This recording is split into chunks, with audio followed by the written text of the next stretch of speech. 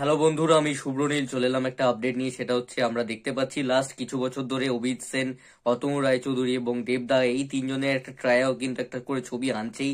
December মাস মানে এই তিনজন আসছে এবং হিট দিচ্ছে, ব্লকবাস্টার দিচ্ছে, অল টাইম ব্লকবাস্টার দিয়ে বেরিয়ে যাচ্ছে। আমরা কিন্তু এবারও একটা অ্যানাউন্সমেন্ট পেয়ে গেছি, একটা আপডেট পেয়ে গেছি যে এই তিনজনের একটা ট্রায়াও কিন্তু ডিসেম্বর মাসে আবারও ফিরছে, আবারও ছবি নিয়ে আসছে অতনু রায়চৌধুরী, অভিজিৎ সেন এবং দেবদা।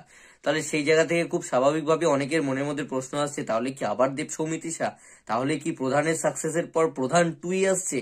তো এই বিষয়টা নিয়ে কিন্তু দেবদাকে জিজ্ঞেস করা হয়। দেবদা কিন্তু পরিষ্কার নিজে মুখেই জানিয়ে দিয়েছেন আপাতত প্রধান টু বলে কোনো রকম প্রজেক্টে তারা হাত দিচ্ছেন না, এবং প্রধান টু বলে কোনো ছবি তাদের মাথাতেও নেই, কোনো পরিকল্পনাও নেই, সেরকম ভাবে কিন্তু কোনো রকম প্ল্যানিং নেই। প্রধান টু যদি হয় তাহলে ইন ফিউচার হতে পারে, বাট এখন কিন্তু কোনো রকম দূর দূরান্ত অব্দি সম্ভাবনা নেই প্রধান টু বলে কোনো ছবির। এবং দেব সৌমিত্রী শাহও স্বাভাবিকভাবেই ফেরার কোনো রকম সম্ভাবনা নেই। যদি প্রধান হয় পরবর্তীতে, তাহলে কিন্তু দেব এবং সৌমিত্রী শাহ এই জুটিটাই রিপিটেশন হবে।